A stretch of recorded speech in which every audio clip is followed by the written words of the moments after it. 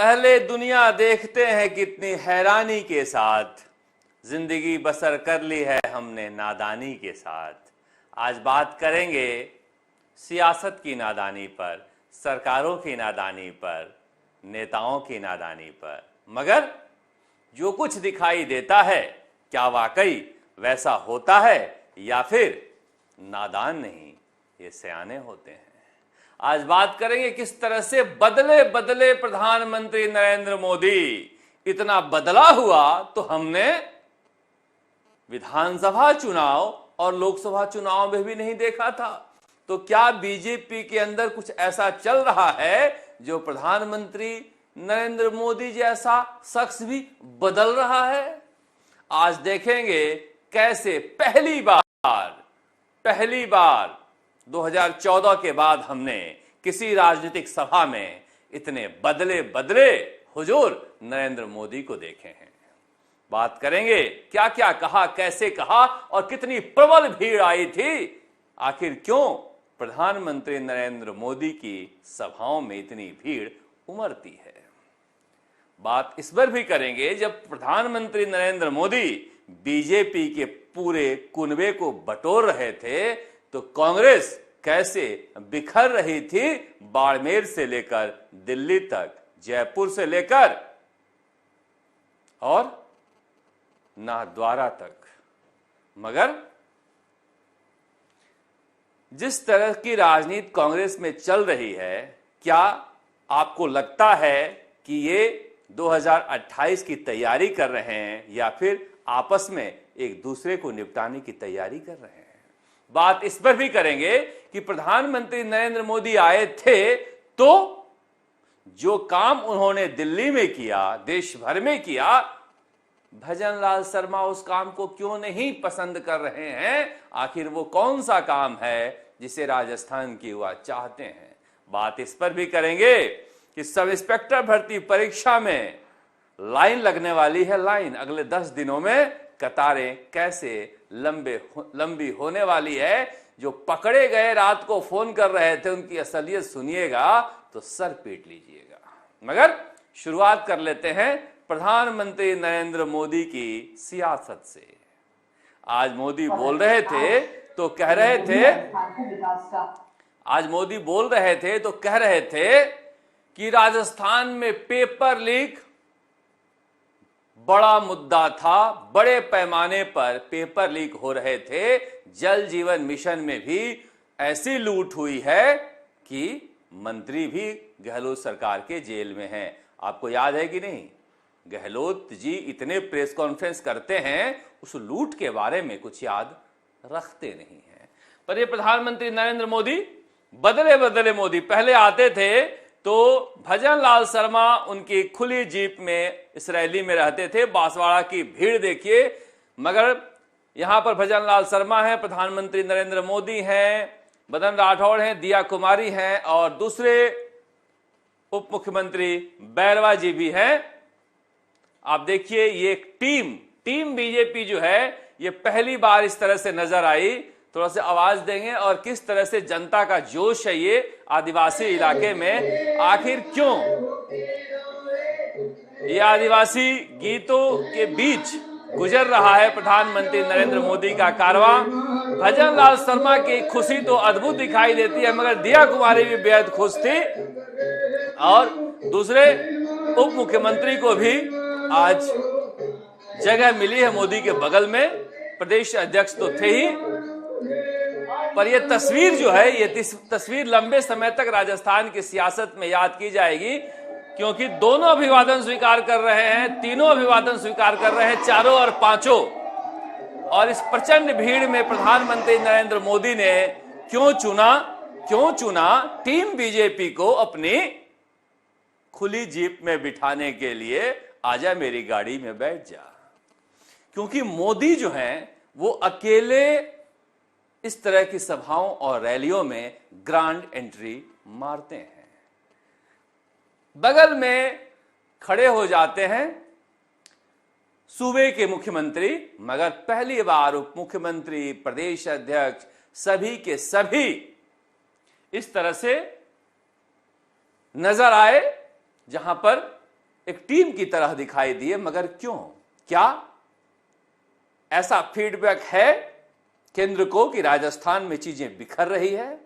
ऐसा फीडबैक है राजस्थान में कि मुख्यमंत्री, उप मुख्यमंत्री दिया कुमारी और दूसरे उप मुख्यमंत्री डीसी बैरवा पता नहीं साथ घूमते हैं या नहीं घूमते हैं, इसलिए साथ लेकर चले? क्या संदेश देकर गए हैं और क्या यह संदेश सियासी हलके में कोई हंगामा भी मचाने वाली है? क्योंकि देखिए, जब भजन लाल शर्मा नए नए मुख्यमंत्री बने थे तो इन्होंने एक नजीर पेश की थी, अपने साथ अपने उप मुख्यमंत्रियों की भी तस्वीर लगाते थे, साथ लेके जाते थे। धीरे धीरे अधिकारियों ने, नेताओं ने, चमचों ने जिस तरह से अशोक गहलोत को समझाया था, पता नहीं समझाया होगा तभी तो फिर वो अकेले चलने लगे।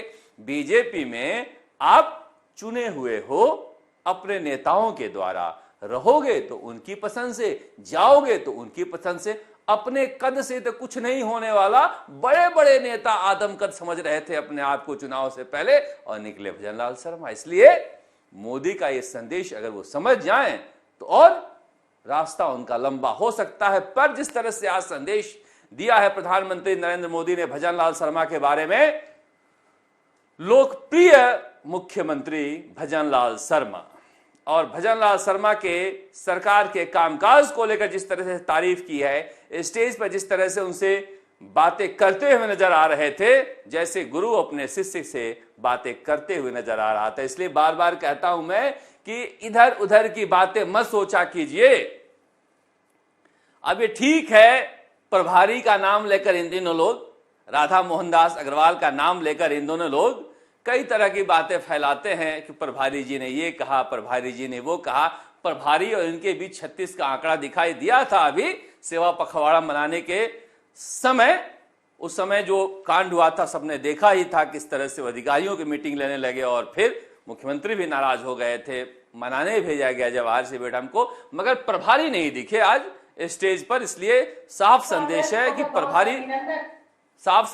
प्रभारी का यहां कोई खास महत्व नहीं है जब सीधे मुख्यमंत्री चुना गया हो प्रधानमंत्री नरेंद्र मोदी के द्वारा। मगर इससे पहले कि प्रधानमंत्री नरेंद्र मोदी ने क्या क्या बोला, एक तस्वीर और देखिए, क्योंकि यह महत्वपूर्ण तस्वीर है। यह तस्वीर लंबे समय बाद आई है, सुनिएगा भी ध्यान से।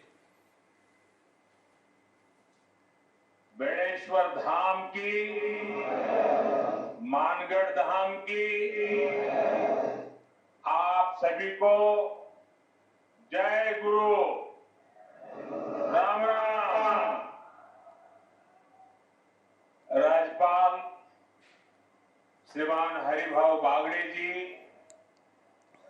यहाँ के लोकप्रिय मुख्यमंत्री श्री भजन लाल शर्मा जी, पूर्व मुख्यमंत्री बहन वसुंधरा राजे जी, मंत्रिमंडल में मेरे सहयोगी प्रहलाद जोशी जी, सुना आपने? हमारे साथ बहुत बहुत धन्यवाद। वसुंधरा राजे जी का नाम लिया गया, करीब करीब 20 सेकेंड का पॉज रहा और फिर अचानक से पांडाल गूंजा। वसुंधरा राजे क्या तैयारी के साथ गई थी या फिर उस हलके में अभी भी वो हल्की नहीं है?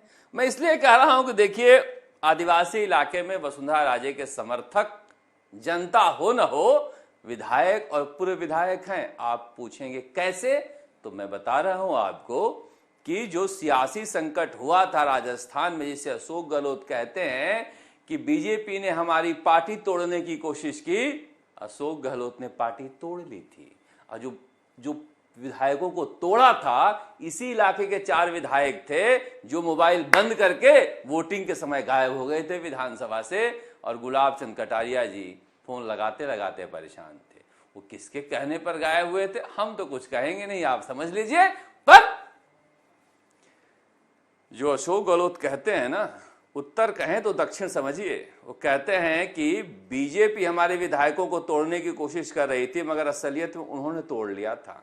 ऐसा पहली बार हुआ था कि किसी पार्टी के विधायक व्हिप जारी होने के बाद भी विधानसभा छोड़कर भाग गए थे, और उस इल्जाम के बाद बड़ी नेता उभरी ही नहीं। मगर जनता में वहां पर जिस तरह के संदेश देने की कोशिश की गई है, मुझे लगता है ये बात पुरानी हो चुकी है। सचिन पायलट के समर्थक ये कर करके थक गए हैं, इससे कुछ हासिल होता नहीं। वैसे इन दिनों अशोक गहलोत को भी यही बीमारी लगी है, पर इससे कुछ होगा नहीं।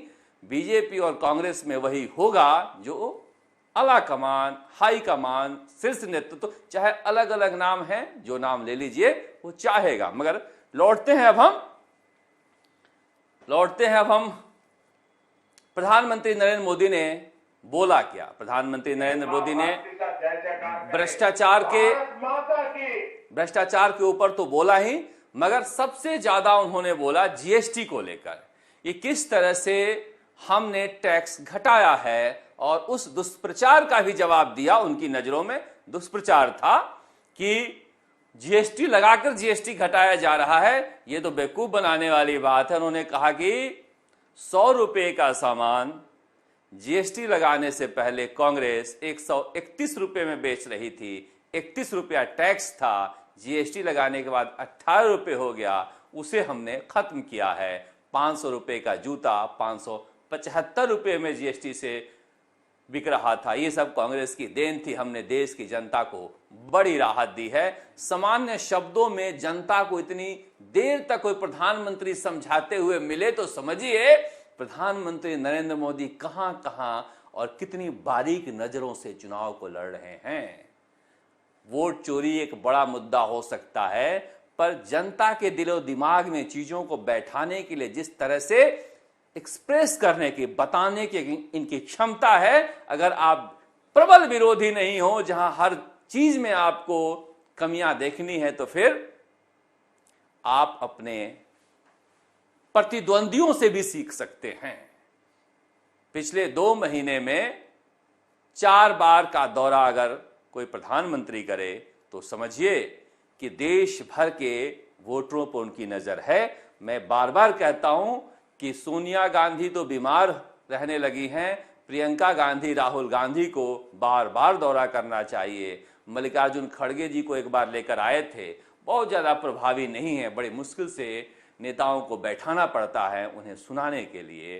पर जब वो बोल रहे थे तो जीएसटी पर भी बोल रहे थे और बताया किस तरह से आदिवासियों का शोषण किया गया है, एक वोट बैंक के रूप में इस्तेमाल किया गया है। जब से 2014 में हम आए हैं, आदिवासियों के हक और हुकूक के लिए क्या क्या हमने किया है, उस आदिवासी इलाके में बताते हुए नजर आए, जहां पर परमाणु संयंत्र की आधारशिला रखने के लिए वो आए थे। राजस्थान में ये दूसरा परमाणु संयंत्र है, कहा जा रहा है वहां से रोजगार भी मिलेगा, उस इलाके की किस्मत भी चमकेगी। अब जो चमके पर बड़ी सौगातें देकर गए हैं वंदे भारत ट्रेनों की। और मैंने कल कहा ना कि वो बिजली के ट्रांसमिशन लाइनों का भी उद्घाटन कर जाते हैं प्रधानमंत्री नरेंद्र मोदी। बहुत ज्यादा फर्क नहीं है बीजेपी के साधारण कार्यकर्ता और प्रधानमंत्री नरेंद्र मोदी में। ये हंसने की बात नहीं है, ये सीखने की बात है। ये सीखने की बात है कि जब हमारे नाम पर ही वोट मिलना है तो फिर हम ही चमके हर जगह।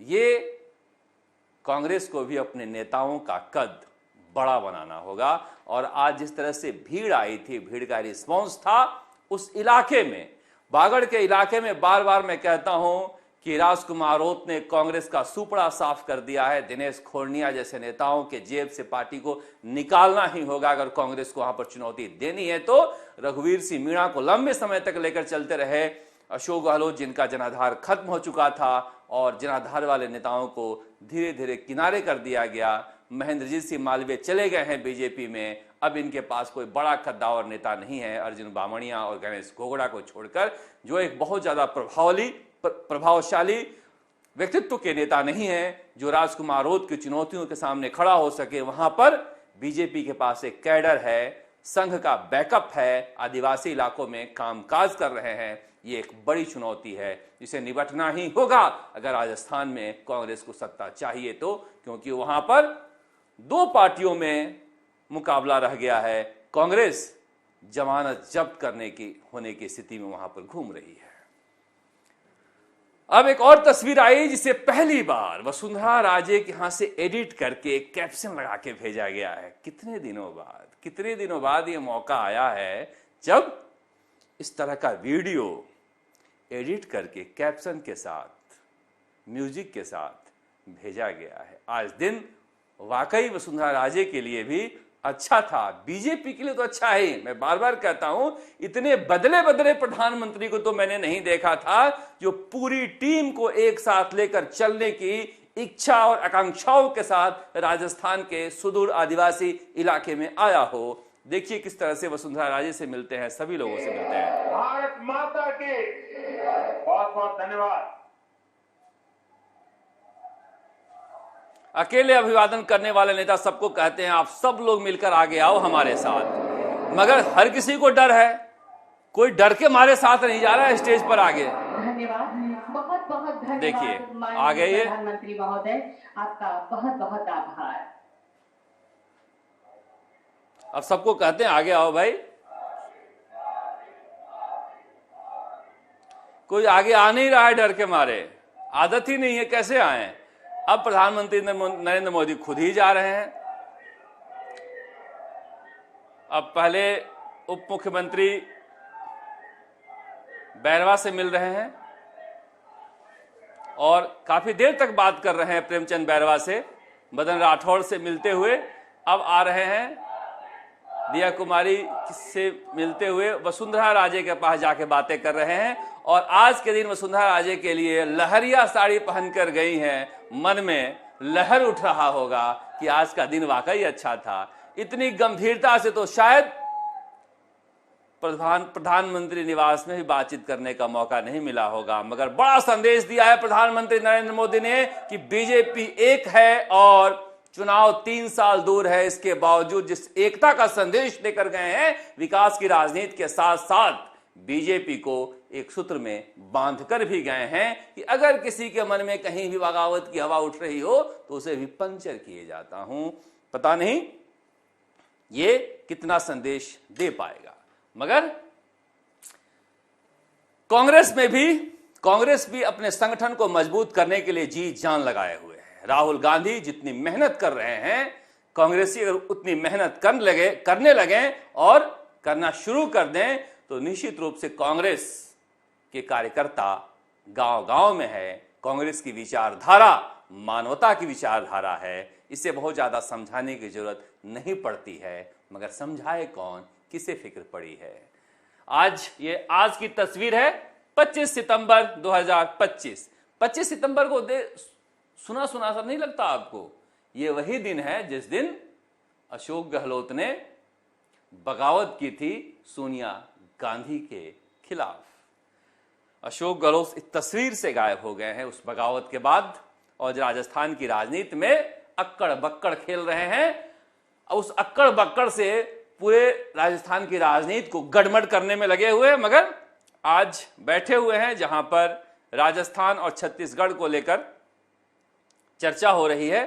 केसी वेणुगोपाल के बगल में बैठे हैं सचिन पायलट, राहुल गांधी, मल्लिकार्जुन खड़गे और रंधावा पीछे बैठे हैं डोटासरा जी और टीकाराम जूली, और इधर छत्तीसगढ़ के नेता प्रतिपक्ष और प्रदेश अध्यक्ष एआईसीसी ऑब्जर्वर्स मीटिंग। ये चेहरे इतने उतरे हुए क्यों हैं? आपको नहीं लगता ये चेहरे कुछ ज्यादा ही जरूरत से ज्यादा उतरे हुए हैं? पता नहीं, वाकई गंभीर चर्चा हो रही होगी और कांग्रेस में गंभीर चर्चा की जरूरत है, इसलिए कि खबर चलवा दी गई टीवी चैनलों पर, खबर चलवा दी गई ट्विटर पर, खबर चलवा दी गई सोशल मीडिया में कि मेवाराम जैन की वापसी हो गई है। और जाट वर्सेस जाट नेताओं को लड़ाकर लंबे समय से सियासत की एक अपनी कहानी रही है, और आज गोविंद सिंह डोटासरा वर्सेस हरीश चौधरी हो गया। और क्यों हो गया? मेवाराम जैन के मुद्दे पर। कांग्रेस का कहना है कि पश्चिमी राजस्थान में कांग्रेस जाटों की पार्टी बनती जा रही है, जाटों के अलावा कोई बचा नहीं है। बाकी जातियों को जोड़ने के लिए कुछ प्रभावी नेताओं की जरूरत है। उसमें मेवाराम जैन का नाम गिनाया गया कि उनकी वापसी होनी चाहिए, वरना बाड़मेर कांग्रेस मतलब जाट कांग्रेस है। हरीश चौधरी को लगता है कि ये जैन समाज के लोग वोट तो देते नहीं हैं, जो व्यापारी समाज के लोग हैं वो कांग्रेस को वोट देते नहीं हैं। इनके उम्मीदवार को टिकट दो तो ये देंगे, वरना नहीं देंगे। और मेवाराम जैन की पहचान है वहां पर बाड़मेर में जाटों के खिलाफ खेमे के नेता के रूप में। और ये अशोक गहलोत लंबे समय से हरीश चौधरी के खिलाफ प्रयोग में लाते रहे हैं। ये अमीन खान के साथ ही इनकी वापसी होनी थी, मगर कहा गया कि हरीश चौधरी अड़ गए थे। अब कहा गया कि अशोक गहलोत ने कोई पैरवी लगा ली थी जहां पर प्रदेश के प्रभारी रंधावा जी को पता ही नहीं था, और 22 सितंबर को ही ये तय हो गया कि मेवाराम जैन को पार्टी में लिया जाएगा। ये भी अच्छी बात नहीं है कि प्रभारी को पता नहीं और राष्ट्रीय अध्यक्ष के यहाँ से फैसला हो जाए और ये मीडिया में चला जाए कि राष्ट्रीय अध्यक्ष ने मुहर लगा दी, वापसी हो रही है। इसके बाद सारे बाड़मेर के नेता, चाहे जिला अध्यक्ष गफूर मोहम्मद हो, चाहे हरीश चौधरी हो, पद्माराम मेघवाल हो, हेमाराम हो, उम्मीदाराम बेनीवाल हो, ये सारे के सारे नेता पहुंचे। हुजूर, जिला अध्यक्ष को इतना पावर देने की बातें क्या हवा में हो रही है? पूछ तो लेते। हर जगह कहते हैं राहुल गांधी कि जिला अध्यक्षों से पूछकर फैसला लिया जाएगा, तो एक बार पूछ तो लेते। मगर कहा गया कि गोविंद सिंह डोटासरा ने फैसला ले लिया टीकाराम जूली के साथ बैठकर अनुशासन समिति का, और अनुशासन समिति में अशोक गहलोत के ही लोग हैं, और उन्होंने तय करके भेज दिया कि मेवाराम जैन की वापसी करानी जरूरी है, क्योंकि वहां पर जाट ही जाट भर गए हैं, मुस्लिम तो रहते ही हैं। मगर कहानी में ट्विस्ट आ गया क्योंकि हरीश चौधरी वहां जाकर अड़ गए हैं। अब अशोक गहलोत का खेमे कहना है कि देखिए, अब जब राष्ट्रीय अध्यक्ष ने कह दिया है तो आना तो है ही, आज हो या कल हो, रोक ले, ये बहुत है। अब सचिन पायलट क्या कर रहे हैं? सचिन पायलट दरअसल अपने आप को इन तमाम झगड़ों से अलग रखना चाहते हैं। वो ना तो मेवाराम जैन के साथ हैं, ना हरीश चौधरी के साथ है, मगर उनका भी एक व्यक्ति है जो बिना किसी दोष के निकाल दिया गया। दीपेंद्र सिंह जी के बेटे हैं, और उनकी वापसी के लिए उन पर आरोप लगा कि वो गए वहां पर, बालेंदु शेखावत गए और चुनाव हरवा दिया अशोक गहलोत के बेटे वैभव गहलोत को। बालेंदु शेखावत अगर जालोर में जाकर चुनाव हराने जिताने लगे तो फिर उन्हें तो राष्ट्रीय नेता होना चाहिए, कोई राष्ट्रीय पदाधिकारी होना चाहिए। मगर अशोक गहलोत ने अपना खींच उन पर निकाल लिया था, और सचिन पायलट की बड़ी जिम्मेदारी है कि ये खींच अशोक गहलोत ने सचिन पायलट पर निकालने के बजाय बालेंदु शेखावत पर निकाला है। बालेंदु शेखावत की वापसी के लिए सचिन पायलट को कोशिश करनी ही है, जहां पर सचिन पायलट को खुश करने के लिए मेवाराम जैन के साथ बालेंदु शेखावत का भी नाम लिख दिया गया है। वैसे में वो करें क्या? मगर यहां पर जाट वर्से जाट अशोक गहलोत ने करा दिया और मजे ले रहे हैं सिविल लाइन में। आज उनका प्रोग्राम था, आज 25 सितंबर है, और साथ कौन दिया था? सीपी जोशी ने, विधानसभा अध्यक्ष, जिन पर बहुत भरोसा किया था राहुल गांधी ने। आज उनके यहां नाथद्वारा जाने वाले थे। नाथद्वारा में संदेश मिलता कि मेवाराम जैन की वापसी हो गई है, और 25 सितंबर को फिर से संदेश देते कि अल्लाह का महान हमारे साथ है। मगर हो जाएगी वापसी, पर अटक सी गई है। सीपी जोशी को इन्होंने इन दिनों आजकल अपने नेताओं को भेज कर भड़का रखा है कि देखो चित्तौड़ में कितनी भीड़ इकट्ठा की थी, इलाका तो तुम्हारा है। कांग्रेस में हल्का बांट रखा है सारे नेताओं ने। इसी को बदलना चाहते हैं राहुल गांधी, नेताओं के जेब से कांग्रेस को निकालना चाहते हैं। पर अकेला राहुल गांधी क्या करें? वहां पर इतने सारे धुरंधर हैं जो शेरवानी सिलाकर खूंटियों पर टांगे हुए हैं कि बस अब 2028 में शपथ लेनी ही है। उन्हें पता ही नहीं है कि बीजेपी कहां कहां कैसे कैसे काम कर रही है। अकेले राहुल गांधी की जिम्मेदारी है वोट चोरी की। अभी तक ये काम करके राहुल गांधी को रिजल्ट नहीं दे पाए। राजस्थान में जहां पर कम मार्जिन से कांग्रेस हारी थी, कम से कम ये रिसर्च करके दे आते तो राहुल गांधी बोलते तो सही। मगर ये राहुल गांधी कि कही हुई बातों को दोहराने के अलावा इनके पास कोई काम नहीं है। इसलिए मुंगेरी लाल बनने के बजाय खुली आंखों से सपने देखें तो ज्यादा बेहतर है। पर आज हम बात करेंगे। इस पत्र को देख रहे हैं, यह पत्र है 20 मार्च 2024 को, जहां पर लिखा हुआ है कि उपरोक्त विषयांतर्गत विभागीय संख्या इतना इतना 15/3/2024 की आपका ध्यान आकृष्ट कर निवेदन है कि उक्त प्रकरण में जिम्मेदार कार्मिकों, पदाधिकारियों, आपराधिक मामले में दोषियों के विरुद्ध उचित कार्रवाई करके भर्ती को निरस्त करने के संबंध में आवश्यक कार्रवाई करवाकर इस विभाग को अविलंब भेजें। राजस्थान लोक सेवा आयोग द्वारा आयोजित सब इंस्पेक्टर भर्ती परीक्षा 2021 में पेपर लीक, भ्रष्टाचार, अनुचित संसाधनों के उपयोग में जिम्मेदार कार्मिकों, अधिकारियों, आपराधिक मामलों में दोषियों के विरुद्ध उचित कानूनी कार्रवाई कर भर्ती निरस्त करने के संबंध में किसने लिखा है? राजस्थान सरकार ने, गृह मंत्रालय ने। फिर अटका कहां हुआ है? फिर कोर्ट को क्यों फैसला लेना है? पता नहीं। मगर मुझे कहा गया कि कल आपने गलत खबर चलाई थी, शिवमंगल शर्मा ने कुछ भी नहीं कहा था। राजस्थान सरकार ने यह नहीं कहा है कि हम चाहते हैं कि वो ट्रेनिंग सब इंस्पेक्टरों की ट्रेनिंग जारी रहे।